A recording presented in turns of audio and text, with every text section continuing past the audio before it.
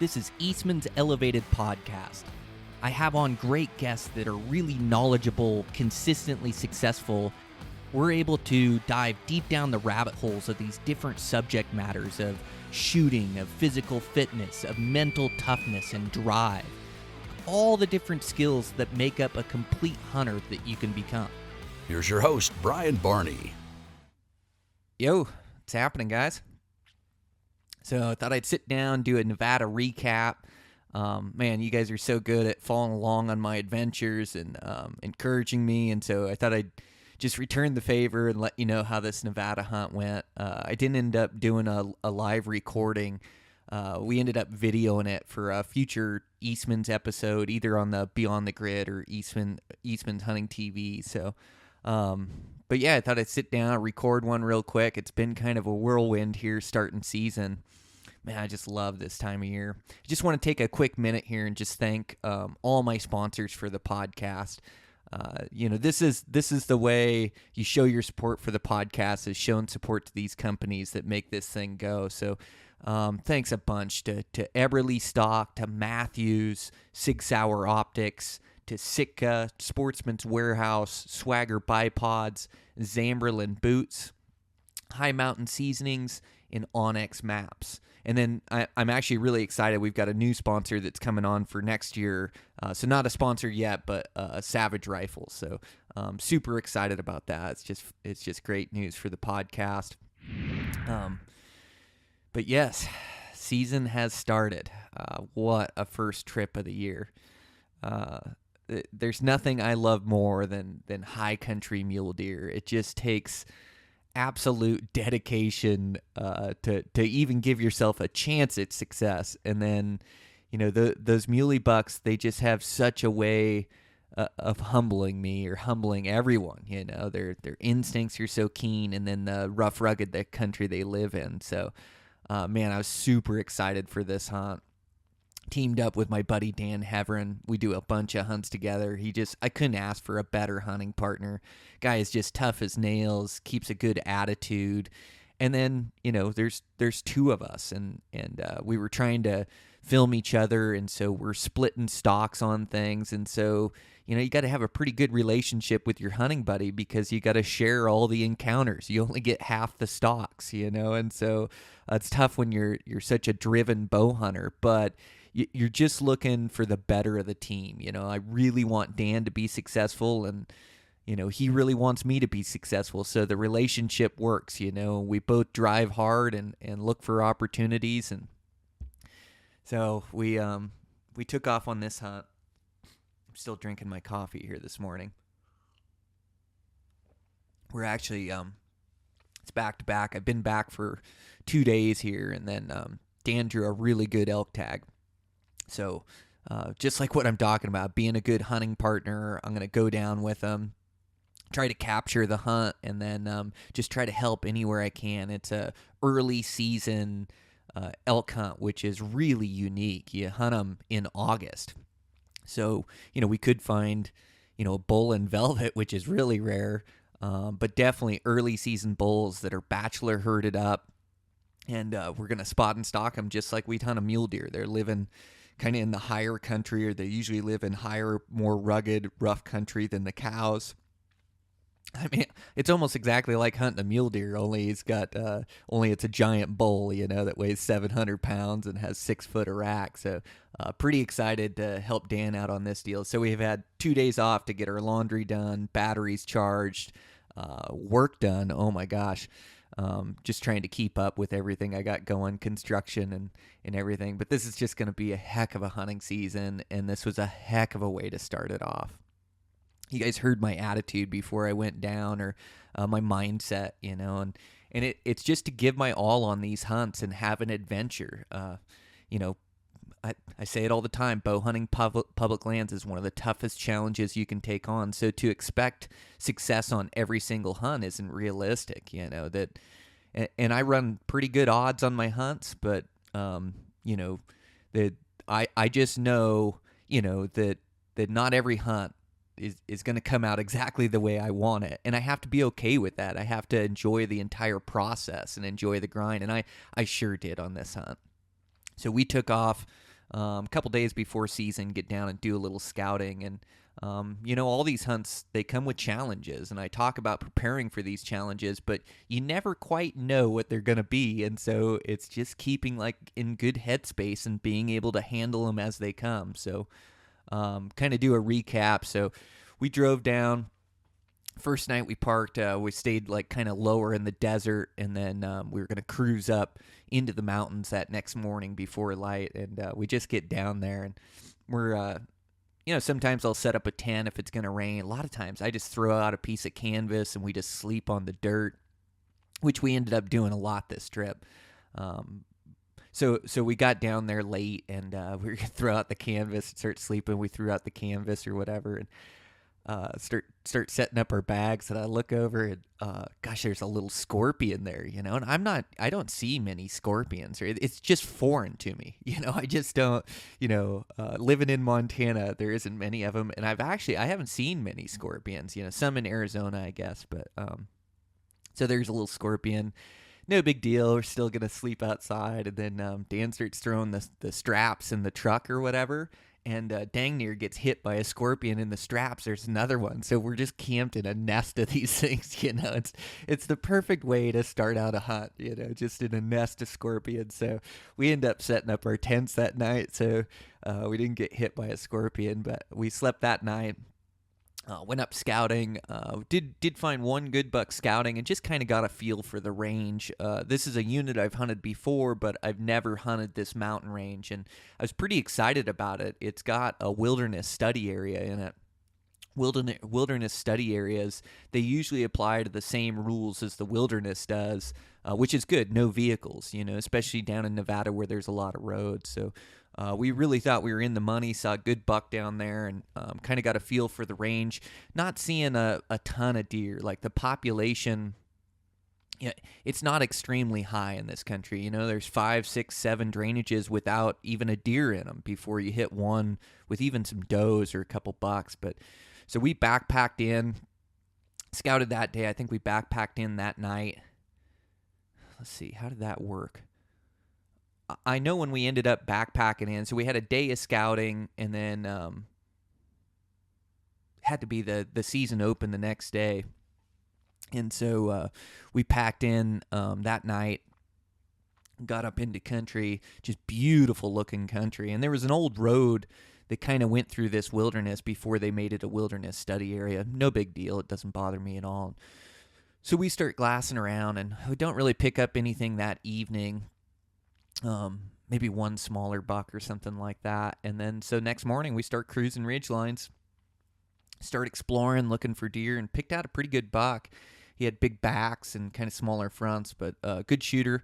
I had Dan up first. I just that last spring I closed on that bear. Dan gave me the first stock on that thing, or I was up first. So I thought Dan has never killed a buck in that state or never hunted that state. So I figured, well, if Dan's up first, I'll video him, and then I'll take the next stock. And we had to work pretty hard for the first stock. I think we grinded. We had 3 days worth of water, so we brought 10, 11 pounds of water apiece, so 20 pounds of water. And we pushed it pretty good on this trip. We found some good bucks. This gave us the slip. We found one really nice heavy 4-point Dan was going to shoot. Really those 6 hour, those 15s.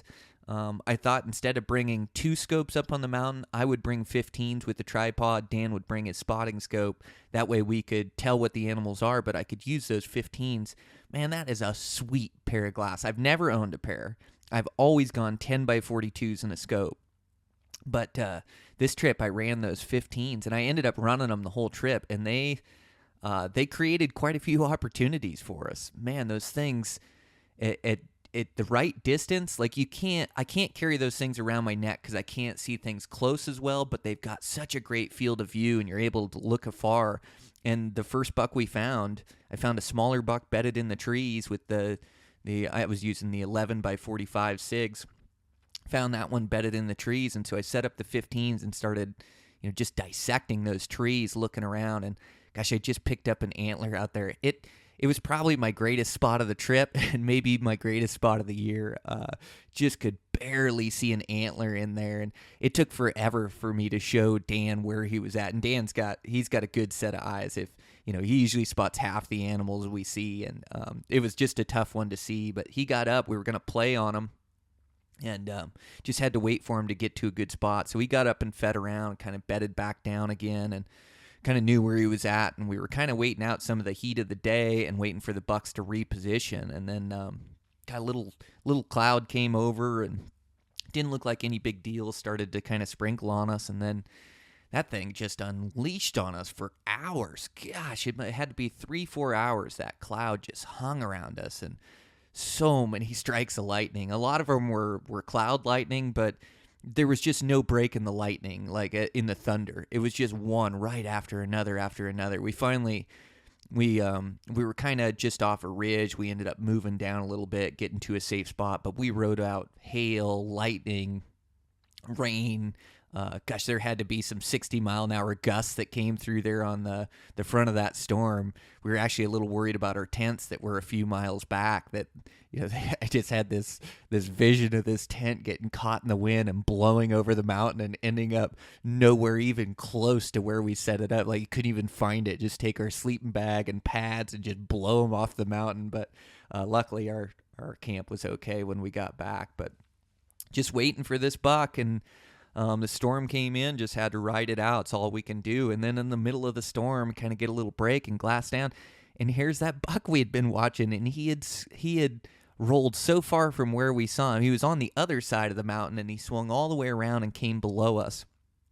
And we never saw him come up the other side, or never saw him get out of there. And so we kind of knew he was below us in that timber. So finally the storm kind of stopped, and there was sporadic storms that kept going throughout the night and next day, next afternoon, and things. But we decided to get around, get a vantage point at where that buck disappeared, and got around on him, and just couldn't turn him up. Nowhere to be found. So ended up going back. We've got another day's worth of water. Next day we took off to this peak I wanted to get, and that's what I feel so good is on a hunt where I really give full effort, where you face challenges and face things. And in this wilderness study area, there's not supposed to be any vehicles in there. That's what the road use map says. But there's kind of local rules in there, and so all of a sudden we think we're in the middle of this wilderness and have it all to ourselves, and we hear side by side coming up and guys starting to get out, and it's like, what do? You can't police the area, or you just got to deal with the conditions you're given. But it's kind of local knowledge. I mean, they had there were signs that say no vehicles that were torn down, and I don't know what to say or what to think. Some guys just aren't following the rules the same. But so we dealt with a handful of side-by-sides coming up there, because of course it's the best spot in the whole mountain range, and it's wilderness study area. So there was quite a bit of pressure up there from guys driving in, and that gets frustrating, especially when we backpacked up 3,000 vertical feet to get up there, just hiked our butts off and take our whole camp and all our water up there, and then somebody cruises up with a side-by-side with a cooler full of beer in the back. It frustrates you. You can't help it. You can't help but be frustrated at the situation you're in, and that that guys aren't playing by the same rules that I'm playing by.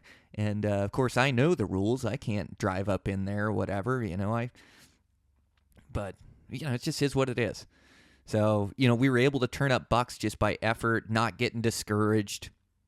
Or totally discouraged, I'll say. It's just like, man, well, we just got to get away from the roads. So we took off to this far peak next day, and up there glassing the backside, and I kind of look back, and I'm glassing these good features, and I pick out a heck of a good buck. So Dan hasn't got his stock yet, hasn't even got a chance. We found a couple of shooter bucks that we just haven't got stocks on. They just gave us the slip. That first one, the first morning, he was kind of coming towards a saddle, and we were going to cut him off, and he ended up working over the top, and then we got up there and glassed for him and never could find him, and then that's where we found that other buck in the trees. But Anyways, I see this good buck, and he's feeding down there, and he's actually with a handful of does. Finally beds down. We watch him for a couple hours, and the stock is going to be huge, and we're pretty much out of water. We have maybe 15 ounces for the day or something, and so what do? All in, right?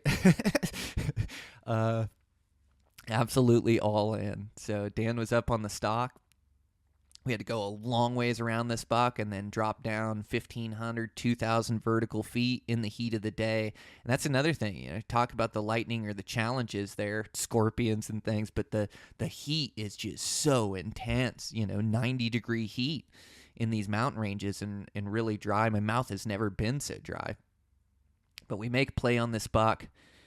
God, we creep in over the rock, and we just can't see over the lip where the deer should be bedded, and so we keep trying to close in. And I think, we got to within 45 yards of the buck or whatever, but just couldn't pick them out in the trees, and they ended up, one of those does or something picked us out. Had a good wind, had everything right, but picked us out. Situation blew up. So then we just had a long walk back to the top, and it was hot. Just all that heat training just comes into play. All those heat runs I do. In fact, I've been back for 2 days and I've been running. We've actually had high 90s heat. One day it was 100 degrees, and so I couldn't help myself. I had to go running it just because those heat runs paid such dividends on this hunt. And, all my training I've already put in, but I just want to keep my body used to that exertion every single day. And so, I've been back for 2 days running, shooting my bow, just like I'm training, just getting ready for these next hunts. This will not be the end of my hot weather hunts. Going down to hunt this elk tag with Dan, super hot. It's going to be 90s down there. And then I've got another muley hunt coming up for late August, early September. And it's down in the desert. So that one's going to be hot as well. So just keeping my body used to this. So we climb up out of there. We pack up our camp. We're out of water. We're going to go hit a different mountain range. So, we're a little frustrated with the wilderness spot in there. And we found a couple good bucks, but, there wasn't that many of them. They're few and far between for all the miles we covered. So we pack up our camp, head on out of there.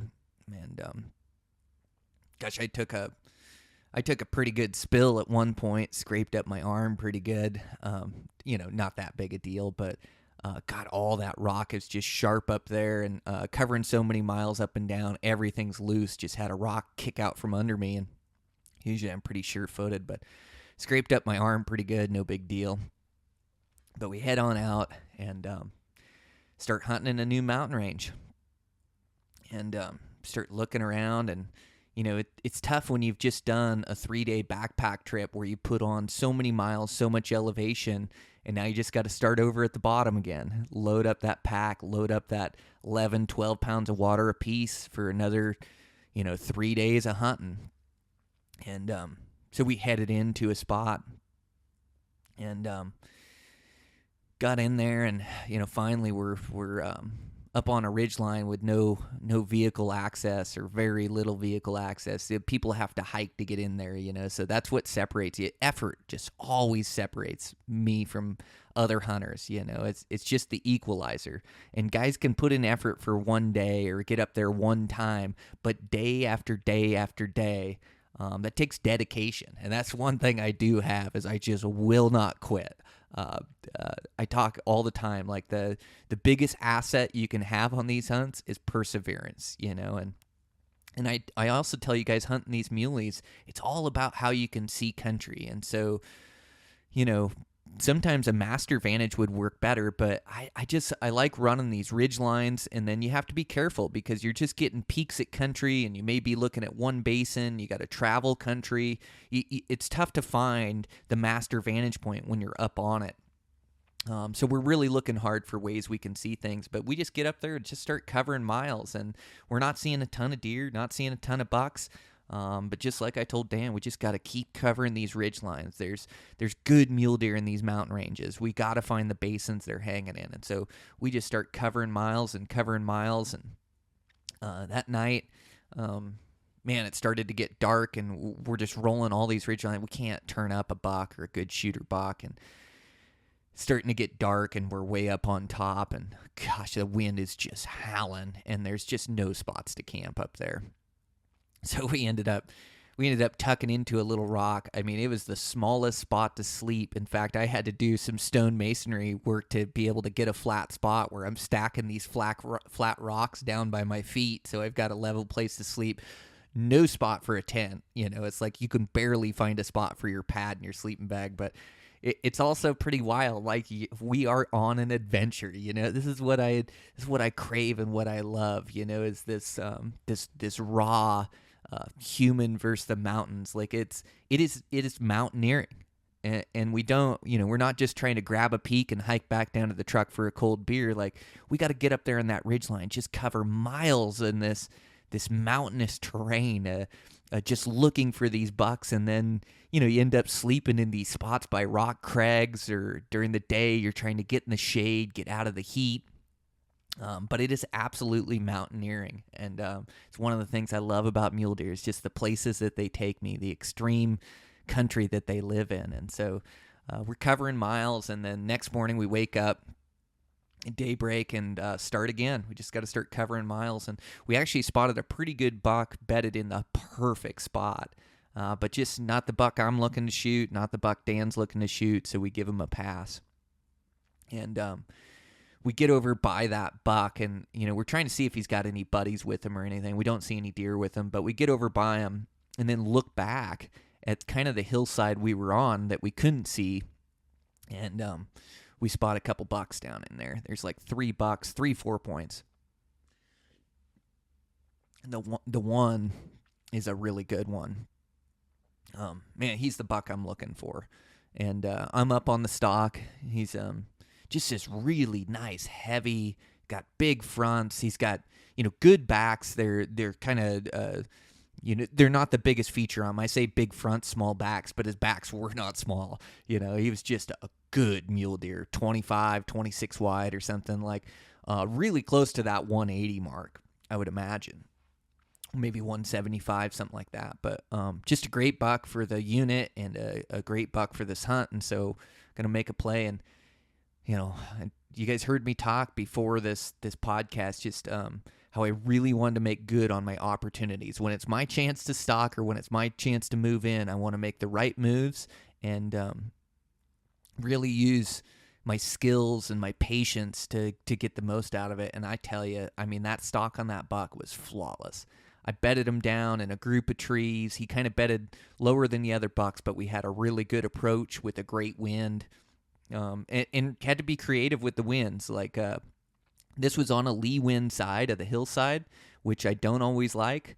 So we weren't dealing with thermal winds very much on this side. I mean, it was blowing like almost down the mountain or down and across. And so, I approached from above the buck the way the basin laid out, and the wind was just perfect. And as I crept in, that country is really dry and really noisy. And so the key to being quiet is moving slow.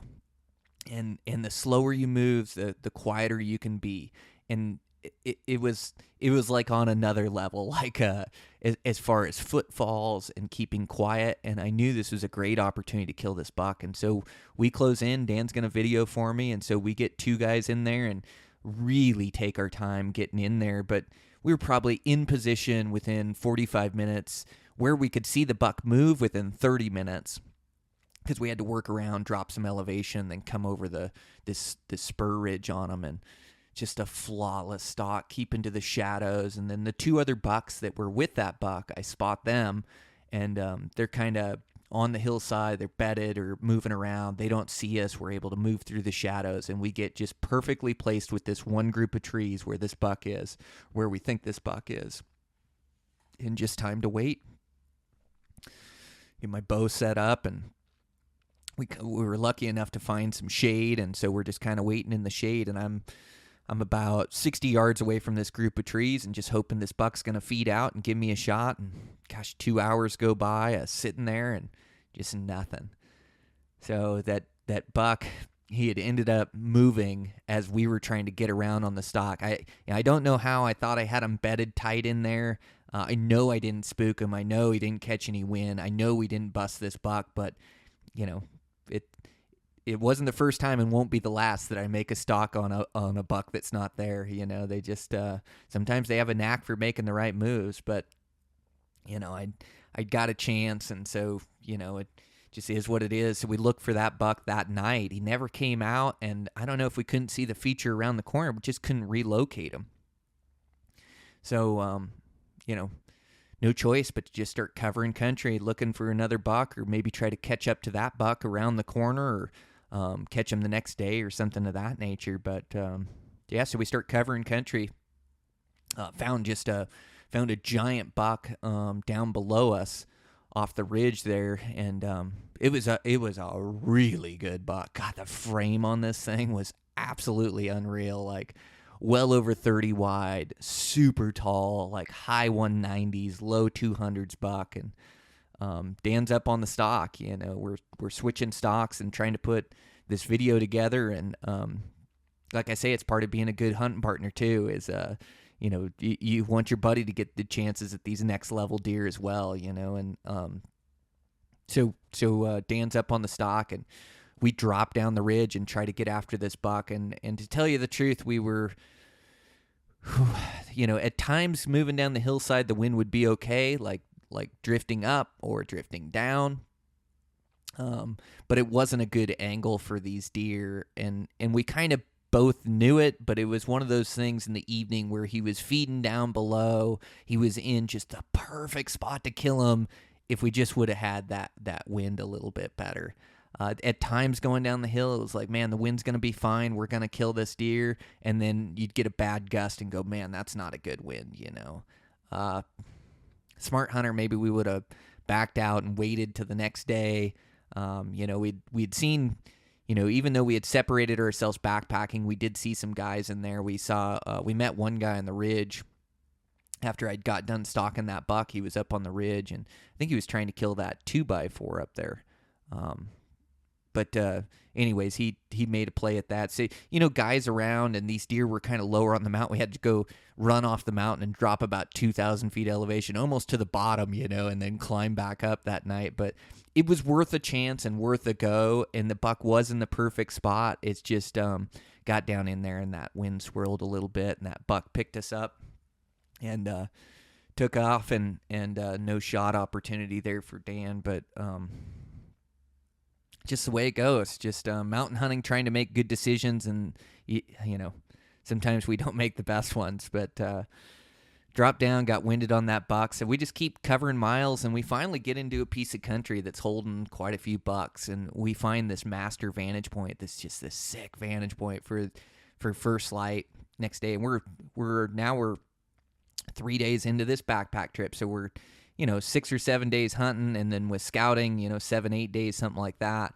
That next day, we don't have much water to make it the next day. We figure we got a morning hunt. We got till noon. I think we started off the day with 32 ounces of water, which usually in Montana that would get me all day, but in that heat down there, and the wind drying you out, and then putting on a bunch of miles in elevation, you just go through water. So we picked up this master vantage point. It's just the sickest vantage point. We start spotting all these deer out, spotting all these bucks, and so finally we've got a couple shooter bucks. I end up spotting this one. He's a 3x4, but he's got a really good frame on him, older age class deer, nice eye guards. I can tell he's a good buck. And then we're watching him, and then we're watching a big 3-point with a sticker, and watching these bucks, and we bed them down, and I bed that 3x4 in a really good spot. He's with one other buck, smaller buck, and he beds in a group of trees and kind of a wide open hillside, and so we just know where he's at. So we're all in. It's the last day we have water. We got a couple more days to hunt, but last day we have water in this country. We're going to have to pack out, grab more water. There's no water on top. You got to go climb 3,000 feet to go play the game, and there's no water up there. And it's one of our advantages, really, is that most guys hike up there with one bottle of water and can't stay up there, where we can take 3 days worth of water, 150 ounces, and pack up there and live for 3 days, and really hunt effectively. But we're about out of water. And so we go for it. We're all in. We're going for a stalk on this buck, but he takes a long time to get to. He's just a long ways down the ridge, and then we got to drop a bunch of elevation. But we get ways down that ridge, and I glass down. That buck's still in the same spot. Everything's looking good. And so we work around him, and Dan's filming me, and we're able to get around, make a play on this buck. And again, perfectly executed stalk. It was in this steep, loose rock gravel, which is really noisy to stalk in. Again, it's just all about moving slow. And, I'm the team leader because it's my stalk. If Dan was a team leader, I'd be following him and following his lead, where he wants to go and using his instincts and things. But, my approach was just flawless on this buck, and I really slowed us down. I mean, it was painstakingly slow to move in this gravel and not make any noise, but I just wanted to keep that element of surprise. I hate stalking to failure. And I got in close, held Dan up, and I crept in another 20 yards or so. I got inside my effective range, and so I was right at about 60 yards of this buck, and I could see his horns down there, or his antlers above the sage, him and his buddy down there. I could see him kind of moving around, and so I crept down about as close as I could get, which was 60 yards. And in hindsight, I probably could have got 10 more because we had to wait for an hour and a half for this buck to stand. But again, I'm trying to play this game of setting myself up so I have a shot when this buck gets up, and not stalking in too close where I make too much noise, where the buck picks me up and then blows up out of there, And so it's like this fine line. And it's, I've been shooting absolutely all summer. That bow is just dialed in. So, it's like 60 yards. All right, I know I can make this shot. That buck stands up, he's dead. We wait for an hour and a half, and we're just in the middle of the sun, too, in the heat of the day, 90-degree heat, just baking us. There's not even a bush to hide behind. But we sit and we wait. We're patient. We don't throw a rock. We don't get the buck up. We wait for him to stand. And pretty soon, after an hour and a half, this buck stands and gives me a good shot down there and put one on him. I'm still not quite sure what happened on the shot. Means so much to me to make a perfect shot and end, to make a clean kill on these animals, and a clean, efficient, quick kill on these animals and put a perfect arrow in them and die. I hit this buck. I hit him good. It was center of body, but it was just back. And the shot broke freaking perfect too. I mean, pin settled on him. I mean, the only thing I can say is that the pin was a little erratic on the body. We'd sat there for an hour and a half, and the hillside, the way it was positioned, I was sitting on one foot, my other knee was up. It was an extreme downhill shot. My feet had fallen asleep. Of course, I was trying to move around but keep quiet. And I'm not making excuses here. I should be able to make that shot 100 times out of 100 times. That's what I practice for. And I did. I put a good shot on that buck, but he didn't run out and fall over dead. And that's he ran out. He was hurt bad. He ran 100 yards and then bedded down, and then got up from that bed, bedded in another group of trees. And so, I knew he was hurt. I knew we were going to get him, but I didn't feel the best about the shot. I just don't. Sometimes I know what happens on a shot. This time I just didn't. The pin floated, and then when it broke, my hand extended back and followed through. I didn't choose when the arrow went. I pull. I did everything right. It just it's a game of inches, and I'm back in the liver, which is a lethal shot. And sometimes they die right away with a liver shot. Sometimes they can live for a while. But yeah, he was still alive a couple hours later, which doesn't always sit right with me. You want to make so good on these opportunities when you get a chance. And but made a lethal shot on him. He was gonna die. I just figured I had to give him some time, and so I gave him a couple hours, and his head was still up. He was just still alive. And it's that hot sun, and it's like, man, the buck's down there suffering. I'm sure he's getting stiff. He's hurt. Dan, I'm just gonna sneak in and put another arrow in him. So I snuck down. We had to snuck down and put another arrow in him, 40 yards, stuck one in the front of his chest there. It was like the only shot I had in his bed, and finished the job. He tumbled down the hill and died pretty quick like he should. But, that's... You just can't have those shots back is the deal. Is it can bug you to the nth degree, or it can really get to you, or you just wish you would have made a better shot, or wish you would have done something different, but you just don't get them back. You just have to roll with the punches and react to what happens in the situation and keep your head in the game. It's all I can do. I thought I executed a good shot. I didn't jerk my trigger. I did everything right. Just pin floated to the right or something, as that shot broke. Who knows? But in the end, it was a good kill shot. In the end, the buck bedded down. He was hurt, able to finish him up for a second arrow. And so now that it's all done, all the stress is relieved, and now, now I'm feeling pretty good about myself. It's like, man, you just accomplished the impossible. Those deer are so tough to kill. Their instincts are so keen.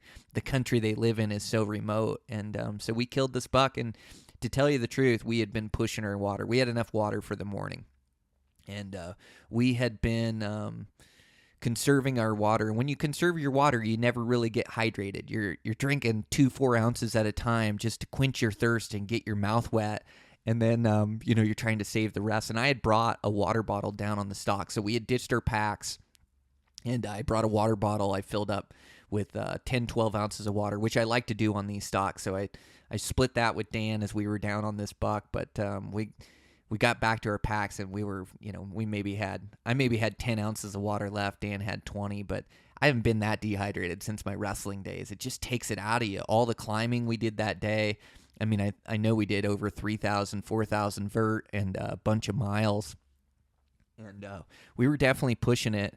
And, Dan is tough as nails, and guy trains hard. And but I could tell, it was he was on the edge of dehydration. So we really had to keep an eye on ourselves to make sure this situation didn't go dangerous. And really, dehydration and heat stroke probably more dangerous than the scorpions or the lightning or the remote country or anything we're gonna face. The dangers of that is real. And a guy could go man down pretty easy in that stuff.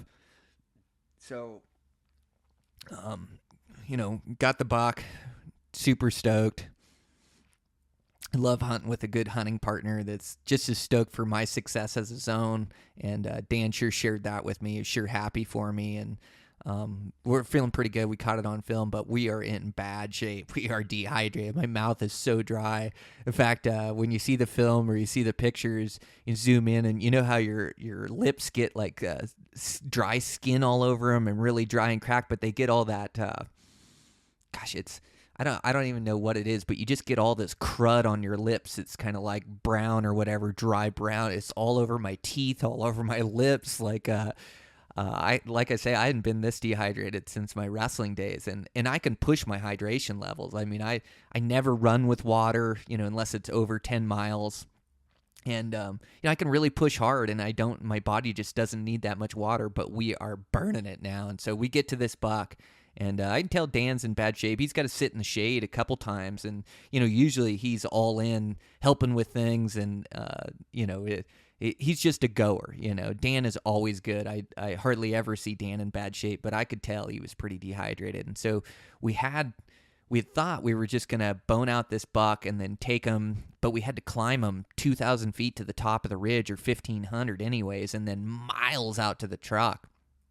And, I just told Dan, I said, man, we got to keep it safe here. Let's bone out this buck. Let's hang him up in the shade here. And then let's just get ourselves out. We got to get our camp out. We've got so many miles to go today to get out. And we've got no water. At this point, by the time we make it to the buck, I think we're trying to nurse about 6-8 ounces of water. And we drank half of that when we made it to the buck. We're down to 4 ounces apiece of water. So just nothing, and just so dry. In fact, Dan started to lose his voice there. His throat got so dry, and we are pushing it. And so I just make the decision that we're not going to pack this buck out into the truck. Let's hang him up here in the shade. I'll come back and get him in the morning, and let's just get ourselves out and get to some water and keep it safe. So We burned it. We butchered that deer out. It's not the most enjoyable butcher I've ever done, but pretty stoked for the success. And we get them all taken care of, hung up in a really good shady spot, get them cooling down, and get out of there. And, at night it's getting down to 50 degrees, and it's 3 degrees cooler for every 1,000 feet up on the mountain. So I'd imagine it's almost getting into the 40s, but it, especially with air all the way around it and wind and killing them in the afternoon like that, I knew he was going to be okay. So boned him out, hung him up, and we just got ourselves out of there, made the big climb up, got back to our camps, loaded up our camps, and started hoofing it out. Killed our water when we made it back to our camp. So then the last, 6, 8, 10 miles, whatever it was absolutely no water. Mouth was so dry. And but we got ourselves out of there, kept it safe, got back to... Man, cold Gatorade in a cooler on ice has never tasted so good. That I slammed a Gatorade, a water, just getting rehydrated liquid back in. But also water has never tasted so good. When you're around your house and you have tap water, it's like... tap water, water is good and you want to keep hydrated and things, but when you are thirsty, there is nothing that you crave more than water, and water has never tasted so good. It's just a liquid from the gods. It's just like, oh my gosh, you just realize how important it is. But making it back to an ice cold Gatorade and ice cold water, oh my gosh. Dan gave himself an ice cream headache from the cold, it's from slamming so much, and then he's walking around with a headache, that is an intense pain when you get those ice cream headaches or whatever. But yeah, we made it back, to the truck, and got some liquid in us, and pretty happy. Get down and get some, I got some fruit in my cooler, and so we start getting some fruit, get hydrated. We're feeling pretty good, after 20 minutes of being back, or half hour of being back, getting some liquids. And so we cruise around the other side of the range, and then next morning I left Dan on the vantage point and hiked in, and went and got that buck at first light and packed him out. It wasn't that big a deal. It was actually a better way to approach from the other side of the range, so I didn't have to pack him over top the mountain. And packed him out, and 2020 buck down, feeling pretty good. So we continued to hunt for a couple days there. Heat started to get pretty intense, started reaching up into the hundreds. We found a good buck, real wide one. Dan got a play on, and just didn't quite pencil.